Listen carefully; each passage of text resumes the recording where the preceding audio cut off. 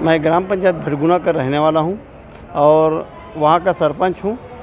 लेकिन मैं बहुत दिनों से कोशिश कर रहा हूं कि हमारे गांव का पुल है, रपटा है, उसमें छोटा है, उसमें हमारे गांव के बच्चे लोग पढ़ने लिखने के लिए जाते हैं। 100 से अधिक बच्चे खुजी, लेकिन पुल के नहीं बनने के कारण हम लोग काफ़ी परेशान रहते हैं बारिश के दिनों में।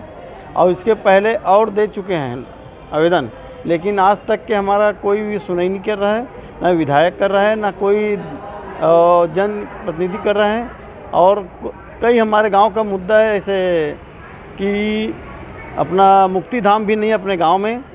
मुक्ति धाम के लिए हम लोग कई बार आवेदन दे चुके हैं, लेकिन उसके बारे में कोई सुनवाई नहीं कर रहा है। और हमारे गांव का एक प्रमुख है कि भटगुना से रुदगांव पहुँच मार्गा 2 किलोमीटर पड़ता है भटगुना से, लेकिन भटगुना से उसको जाने के लिए 16 किलोमीटर की दूरी करनी पड़ती है।